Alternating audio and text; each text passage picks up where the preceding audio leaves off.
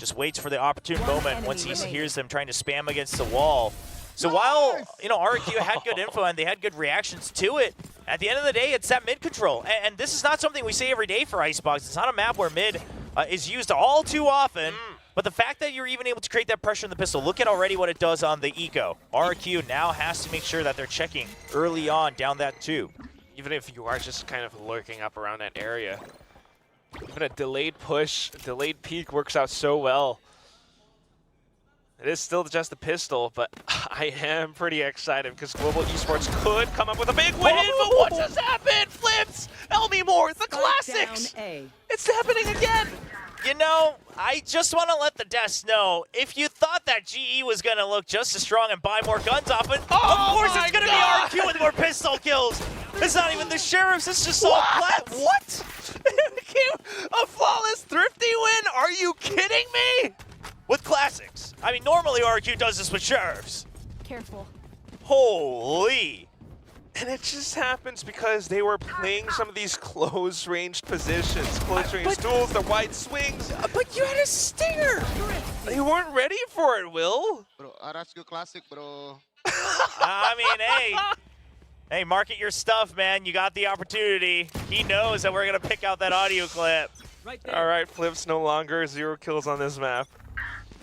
But here we go. Turret down. Global Esports now off of such a loss. Just kind of dazed and stunned, having to recalibrate, re-engage. He's got the upgraded pistols. Blaze King will do a bit of damage to him. That's one Bulldog gone, a second rifle gone. What is going on? I mean, we've seen this happen a lot, especially in Pacific. Thrifties for days. Trade it back and forth. But you do still have the rifles on the side of RQ, so that Sage util not going to be as damaging. It's not going to be as impactful. Very prepared to take these fights, though. Look at this. Listen, we've seen some crucial kills with peaks like that, but the timing, the way he peeks out of it is just a little bit too deep into the screen, so he's not able to get the quick jiggle. And the thing is RQ had thrashed this round. But now, it doesn't seem like a good investment. It's just a nightmare of a round, Will.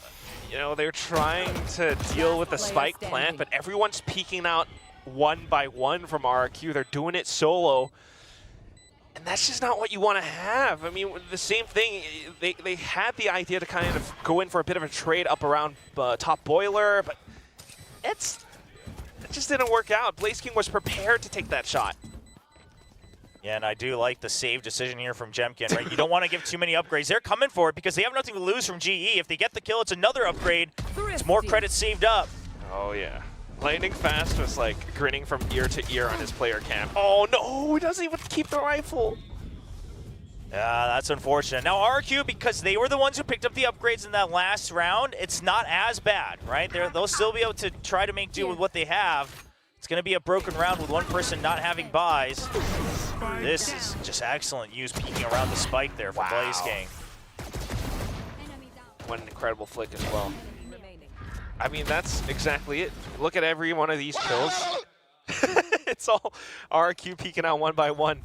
But you are absolutely right. So because they do get to keep their economy going for a little bit more, and Jemkin now with the operator swings out.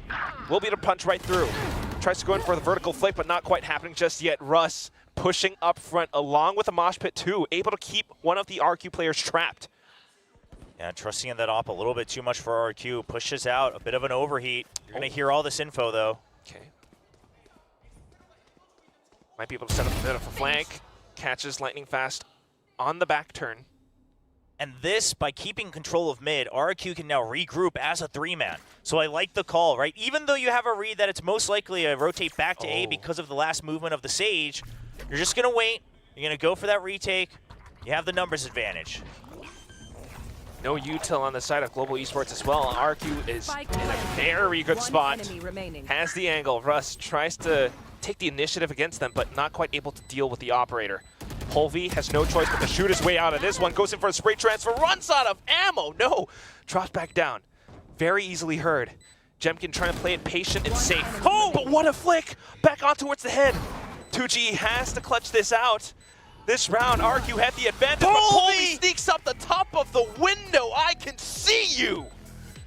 The Phantom lights up on top of the scoreboard. GE fans have been waiting for games like these. And today he's answering back. Raised diffs on the first map, and an excellent clutch on the second. Ridiculous. This shot on Jemkin was absolutely nutty. He's just ready for it. Took a little bit of damage in second round, but they just shrug it right off, Will. That's a huge blow to RRQ, both in-game and mentally as well. Economy running dry now. Elmore still taking pot shots against them, though.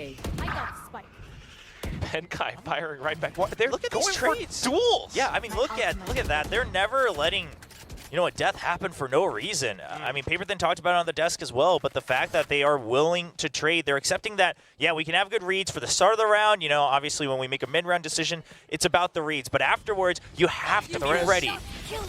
And the immediate peek afterwards, I like it. Not having to invest the wall there. You have the weapons advantage. Global Esports, they get to death ball in this round if they want to. Flip spots out the little elbow, though. Ooh. Thrash comes out. Flip's stuck in a bad position. Unfortunately, not quite able to escape. That was just a really unlucky one. Xferra now with the one and done. It's just not quite meant to be.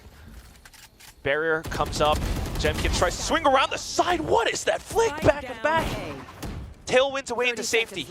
Run around the max so he reloads. Back to a 2-on-2. Lightning fast. Trying to sneak around the site to find a duel. And the spike's down, though. They don't have it recovered yet. Okay, that gives away, but what?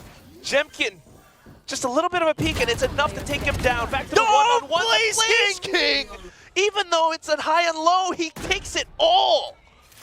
I mean, so far, this is what everyone has been asking for from GE, right? It's more firepower. It's Polvi proving why he was picked up all the way from EMEA. It's Blaze King. Why was he picked up from Challengers? Why was he always hailed as one of the stronger players in Indonesia? It's all coming together. I mean, Lightning Fast Rush, sure, they've been holding the line for a long time. But Benkai also with some steady trades today. Oh, he's going at it. I mean, GE, they haven't felt this confident all season. It's just Indonesian Valorant stuff. But again, I mean, you're absolutely right. The firepower from Global Esports is really showing in these rounds.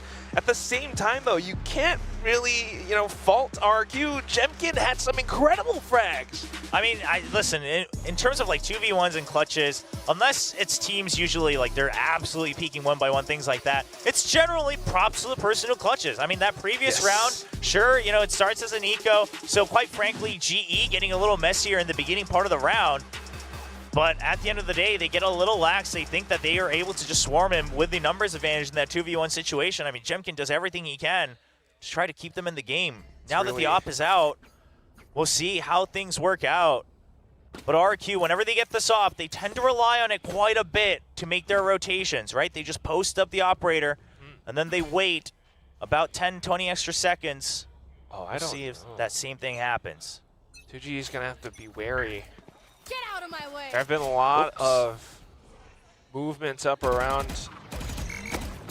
Nest for the past couple rounds now. So RQ made the heavy investment, but guess what? Global Esports headed back into B. 2G completely backs off. Unfortunately sustains a bit of damage. That operator just still posted up. The rest of the team from RQ now, unfortunately, not quite able to deal against this because Global Esports has already taken up so much space. The Thresh will connect. Flips wants to capitalize on his kill. Yeah, Does but they're watching for it. They're watching from Hut. And it's just such a good angle to cover from Lightning Fast. You even have the Viper's Pit up. Although there are some kills on the board now, Jemkin marking some of these angles. Lightning Fast with what an incredible swing. The pit's still up, and Blaze King slipping in and out of it. Benkai watching up from the back now. A bit of a burst, but not quite connecting the shot. Still, though, timer running out. How do you deal with this Viper's Pit? Blaze King has snake bites for days. Tosses the last one out. He's trying to creep in. The reload hears it! The reload! No time, though. But no time. Oh, Jemkin plays his heart out. Back-to-back rounds.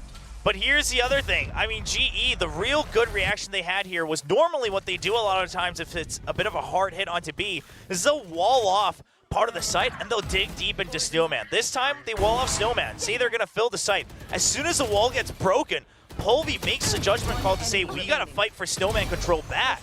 He goes for it. He gets detained. He actually draws away the Thrash aggro. Lightning Fast covers him from the grades.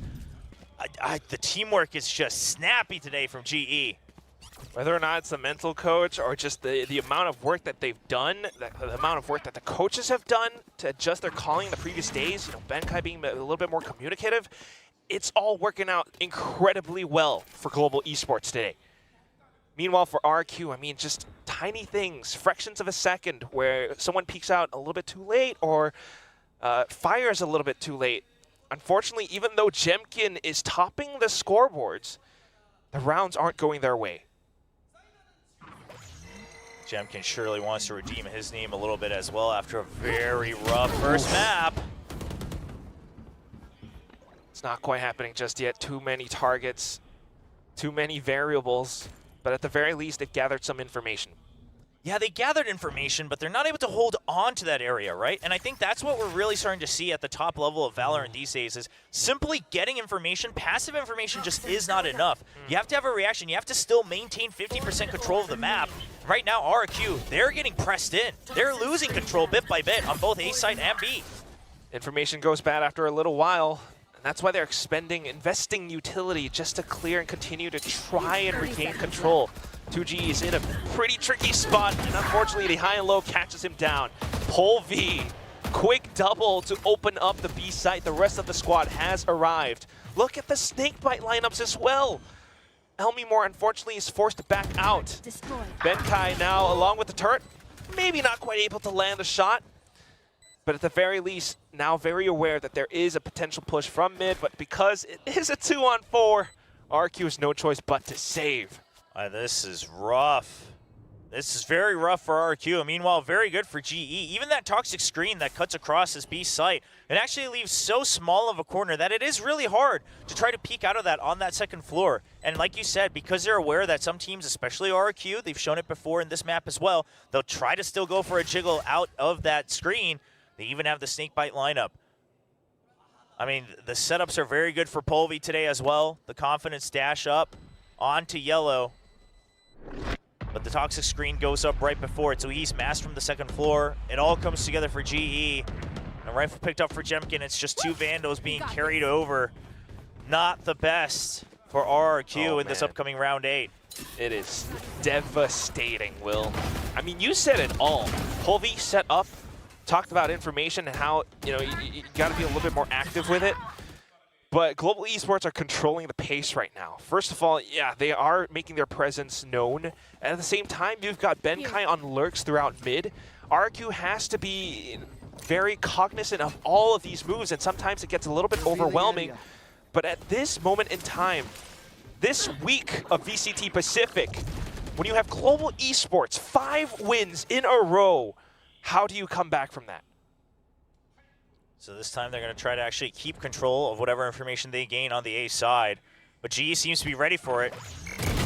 Okay. Jemkin tries to take contact. Oh, but kind of body blocked for a second. 2GE trying to fire back, but it's just not going to happen. Global Esports, they make it away. They'll take that one. This is a position Flips is held during kickoff. GE surely is aware of it. Oh! You will not kill my ally. Got that res. And we've been seeing this a lot. Polvi and Lightning Fast double peeking, Polvi taking the lead. And now with the res, it's even better. Oh, I was thinking about it. Yeah, it's just too risky of a position though, right? Better to invest that lockdown in another round. Goes back around, and he will be able to find an angle.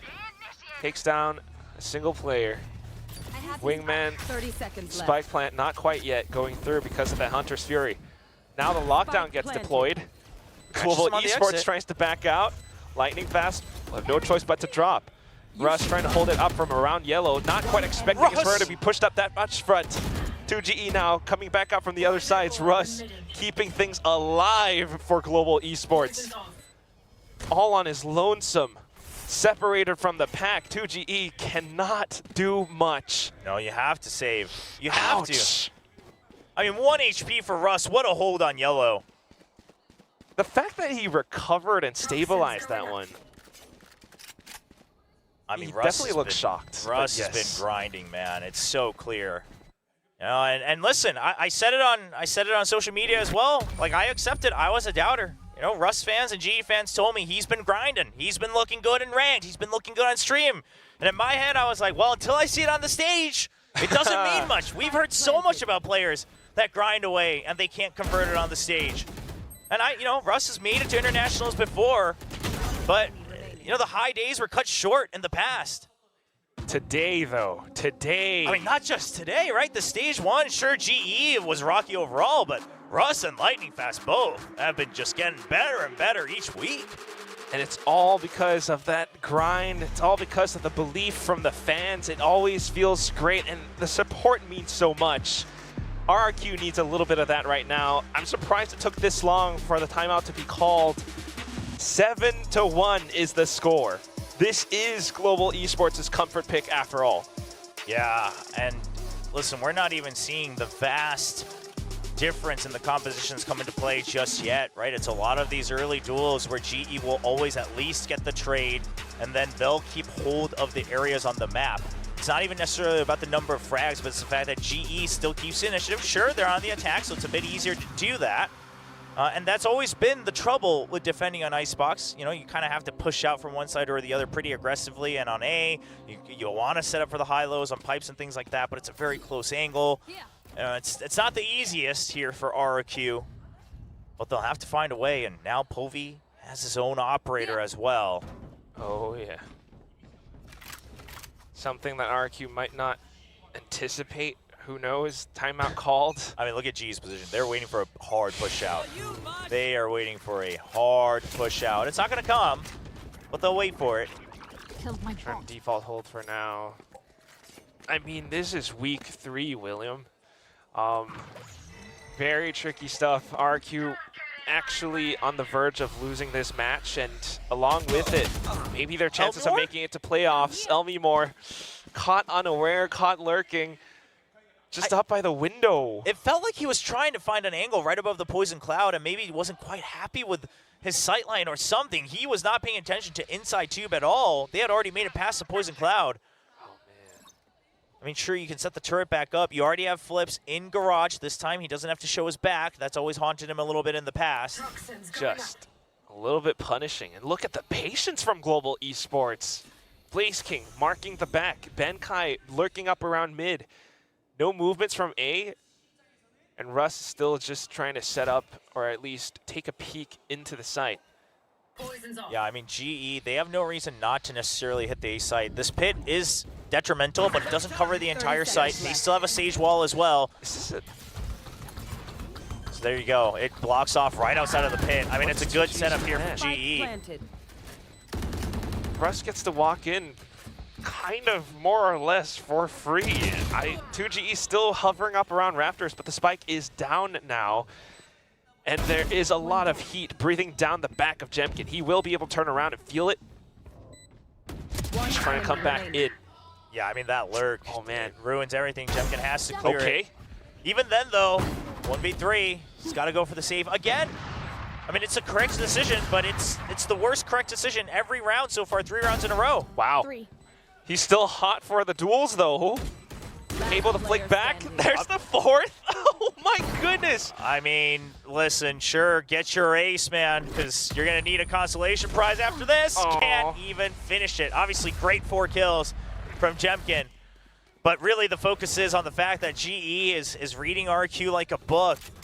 And here's the thing, even that round, right, you have the pit, but if they have the pit, they're not going to fill the site. So you're basically going to creep up, and once you get right up to that starting point of the site plant, then you put up the sage wall. It denies any of the flood all the way to the plant. You send the wingman to make sure they're not breaking the wall too easily. And GE knows how this comp is played on the opposite side.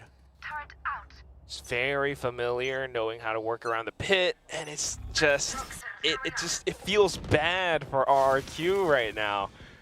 Like you mentioned, making all the right technical decisions, you know, on paper, but unfortunately it's not something that converts into a round win, and if that round wins are something that RQ needs desperately. Flips able to play off of the operator. 2GE now holding out Garage. A little bit of damage, and it makes RQ look a little bit better. Yeah, at least you don't have the Jet or the Viper now, so that B site looking much, much less likely. So look at RQ's position. They want to just make sure that they're not showing their backs. They're making sure that they have mid covered from various angles. Nice. Big pick on the A flank as well. I mean, the positioning this round, not exposing too much, not going up too up front. Op shot onto the window, barrel spotted. It's a team ace, it's a flawless win. RRQ keeps themselves afloat. Yeah, float's the perfect way to describe it. They're going to desperately need these last 2 rounds if they want to feel any sort of comfort going into the second half. If they can stabilize at a 4-8, it's not too bad. But this time, Flip's not alone on that lurk. That catches GE off guard a little bit. And then a heavier focus onto mid, knowing that GE is going to like to work it if they lose a couple members. RQ, slowly, but slowly catching on to GE's patterns. Good timeout from Coach E-Lock. Good adjustments from the players. Let's see if they can keep it up, because they are still very much in this fight. Although they only have 2 rounds, it's not over yet. Global Esports starting to fan out now, though. Jemkin trying to catch a sneaky one. Lightning Fast was tagged, but he's ready for it. He knows the pinch is coming. Ooh. Oh, Elmi Moore. Oh, this is, I mean, it was the call from Lightning Fast, right? That I need backup. I'll try to hold the first whip around. And Russ is trying to hold the other pinch coming out on the main path of A main. But, I mean, you just couldn't land the first shot. There's not much to it there. Because RQ's taking things in their own hands and trying to fight the pace of Global Esports now. They peek out. Something that Lightning Fast couldn't quite react to in time. But the rest of the team not backing down. They've pushed into the B site. They're not quite sure about Blaze King being snuck in. He doesn't know! At least a bit of cover from Xpharaoh from mid. Now you've got Elmi Moore marking things from Snowman. Trying to play around yellow. Pulvy, can he do it? He's got so many targets to hit. Jemkin on the operator. Just sniped right down. All the way into sight, into yellow. RRQ keeps themselves going. I mean, RQ's been losing pretty badly, so we haven't talked about it much, but Jemkin's shots have been on fire this map. Right? He was a little bit heavy on that first map of Lotus. Definitely showed a bit of a raise diff. But this time on the Jet, at the very least, the snots are just absolutely sharp.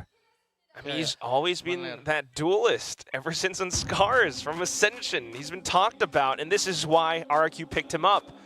Still needs so much more justifying these rounds. Sometimes doing a little bit of heavy lifting. And I like this timeout from GE. A bit of a counter timeout a couple rounds in, but, you know, cool them off as they're starting to heat up. Make sure you can reset. If you can get the 9-3, even better. Things like that. Sure, but it is like the last round of the first half, so a very kind of a curious one, but nonetheless, definitely looking for the 9-3, because once you go into halftime, if they can take that round, now we're just looking at 4 more for Global Esports to make it to map point. Yeah, I mean, listen, you get 2 timeouts, and sure, you might need them both in the second half, but you're so far ahead that I think just want to close it out. Yeah, if you're forced to use both to try to make sure you're not getting caught up, I think those timeouts end up feeling bad either way, right? Because you're kind of giving a chance for the enemies to reset as well. So I don't mind it. Like, I'm not going to say it's objectively, the best timeout or anything like that. But obviously, especially based on maybe what he's hearing in the comms, things like that. But mostly to cool off Jemkin on the other side, 16-6-2, single-handedly keeping RQ afloat. That round, even with the spike going off, able to snap onto heads like that, critical. Global Esports now taking things a little bit slow, at least for the time being. RRQ has game plans to work against this garage push. Oh, this is a trap. Now up on top. The mosh. The dizzy, everything, it's all tossed in. Elmi Moore firing shots through the toxic screen, catching Global Esports. Oh, this was a nasty setup from RRQ. I mean, the lineup on the mosh, and then it's just overall, the same, everything was so good. And then the high-low with the Blade Storm. Blaze managing to lurk through mid, though, will be able to look for a bit more damage. Here's the footsteps at the last second, turns around. But look at the shots, just firing it through, making him feel uncomfortable. I mean, what a read after that timeout. What a read. And they pull out a new one from the strat book. You might have been like a bit of a counter timeout from Coach Spin, but RQ made sure to make use of it. Yeah, I mean, very good read. Very good read from RQ. And the reason I don't mind it is, again, you haven't seen a really hard push on to B from GE, right? Generally, they're always kind of scouting for information on A. They take over Pipes control a little bit, and then they slow creep into B. You see that final timeout, you think they might do something a little different. You purposely try to bait them in. As the top screen comes out, you just show one Vandal trying to spam through it on a tempo. Say, hey, we're just trying to hold this off by trying to go for some of these, spams through the smoke, see if we can get a lucky kill. And GE just bites right on. The recon dart, the mosh, the thrash comes out. It's the read on the thrash as well. Overall, a desperately needed way to round out the first half for RQ. It finishes on a high note, but overall they were still so far behind. So it's not comfortable just yet. Love from Turkey, eh? Welcome, welcome. Hey. That's just see it. Awesome. I mean, it's a very satisfying round. A lot of satisfying support from the fans all over. Lightning Fast as well gets a bit of love. Dude, Lightning Fast has been, he didn't get much of a chance last year, but you can tell he knows how much it means to be given this shot, right? The lone remaining member of GE's starting squad. And he is making full use of it. And oftentimes on this Icebox, it's on that defense that he pops off with the Sage all around that A site, the master of it. We'll see if RQ can break up that pacing. Yeah, because so far, Global Esports has been dominating the pistols today. Coming in with a bit of game plan as well. Lightning Fast makes a bit of noise, hops up around Pipes, and then the drone comes out, walls it off just to eliminate any potential secondary angles. Toxic screen up, it's just walls, and walls. Yeah, this is always going to be the trouble. This time they're able to get rid of the wall pretty early, but at the end of the day, GE. Oh, Ben. GE just knows how to work around it. They know they need to draw RRQ out, and with the angles, Lightning Fast, Russ managing to take down so many players. It's all down to 2 GE. He tries to swing around, but Blaze King descends upon him.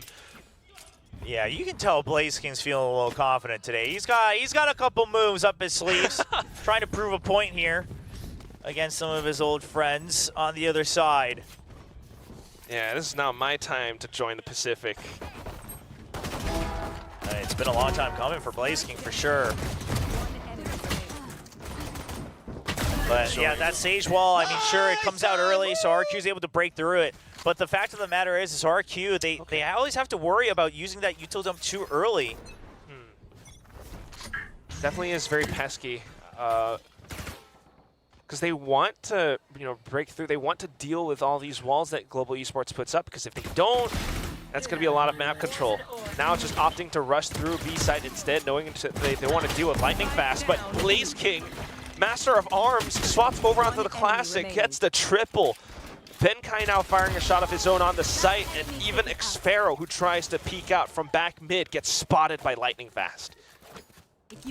Sure, anti-eco, but what you can tell is the confidence is there for GE. They're playing like we haven't seen them before. Even the maps they've won, it wasn't with movement like this, with confidence like this, fighting as if they just can't lose. We talk about that so often, and I feel like viewers who have watched VCT for a while now will know when we see that, right? The run-and guns, things like, I just know I will hit my shot first, right? I just know I'm ahead of this guy in the mind games. Yes. That type of movement, the reactions coming out from Blaze King, the hype is there. The glow in their eyes. They know that they can win these fights. That's why they're taking them. That's why they're going for it, Will. And now Polvi marking the angle. He's threading the needle. Beware, RRQ. There goes that first peek, and instantly Polvi flicks onto Jemkin's head.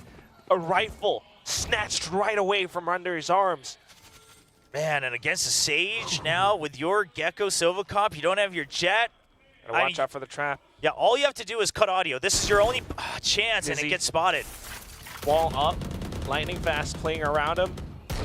Russ is providing him with so much support. RRQ can't quite walk through. They've suffered that loss from the pistol round. They don't want to make it happen again. They've already lost their diver. Yeah, RRQ knows. Cutting audio is the only option. Uh-oh. But he gets spotted again. He doesn't know that, but he is spotted. So GE's very well aware of this. Oh, they've already filled the site. And that's just lightning fast, making the quick reactions. Polvi firing another shot off from screens. Spotted out, flips off the top. Polvi with the final shot too. It's a flawless round win. The bonus for Global Esports. This is it. I mean, you have to force here. Otherwise, it's match point. It's a terrible round to have to force on, but they had to buy the full armors last time because of the Outlaw, and the Outlaw's still there, but you don't have much of an option, right? You can't play to not lose. So RRQ really finding themselves up against the wall here. And, I mean, this is, again, what I was talking about with the compositional differences, right? The wall comes out. I mean, sure, your jet is down as well, but if you use your util dump too early, then they can just refill the site afterwards, right? If you hold on to it late, then you don't have as much information, things like that. And what more can RQ do other than to full send it with their force buy in this round? Oh, but the picking trap up play. The orb, Blaze King very aware of it, and they've managed to check the angle. Polvi still with the Outlaw. RQ's just waiting for a bit of a peek. I like that he doesn't dash out, right? I mean, I don't know about going back in, but he'll find one. Now they know it's the Outlaw. They have no choice but to swing out. Russ is here. Global Esports, this is their round. This is their match. Swapped on over to the Sheriff. Doesn't matter if Russ is down. Benkai coming back in. It is now map and match point for Global Esports. Match point. It's not over yet, but what a turnaround for GE. And it just seems like finally it is everything clicking, right? We constantly talked about the potential, the reads, the plans, the prep. Yes. It's all there, but the execution's not. And I'm sure some viewers, they were getting sick of it, right? Because at a certain point, you're like, well, if they can't execute ever, then, you know, when does it happen? Then it doesn't matter what prep they have. I mean, but at the end of the day, today they're not only firing, but it's the positionals, it's the timings, the rotations even on Lotus were very good. Very, very solid match. It has been weeks, you know, Will. Global Esports, ever since kickoffs, looking a little bit shaky, but ever so slightly improving again and again. Polvi gonna peek out with his teammate, has that cover, so he has the confidence to peek out of the screen, and they hold on to yellow. It's already 2 members down. You still have the operator. B side is locked down, and GE doesn't even care about it. They still have the util, and they can go for a retake. They even have the res. They could flood at any point. And Ben's just watching too. If anyone tries to pull something sneaky, it's not gonna happen. RRQ just going forward. That's their only option. Updraft up. And Russ is made aware. They're waiting for that spike tap. There it goes. They're even gonna wait. They want to make sure, is there still a late lurk, right? Is there a wraparound? Because how else are you gonna win this round? Now Thrash online, 4 flips, but he's on yellow, so the timing has to be good. He's just gonna use it to delay. Okay. Just play time as much as possible. Jemkin needs to land his first shot right here. It's all about Jemkin, but the far peek out. Spots him all over the place. Lightning fast with the up shot to open things up, and instantly down goes RRQ. Xfero, the only one left, and he lands a triple. Tries to swing up to the top, but Polvi just a little bit too slippery from him.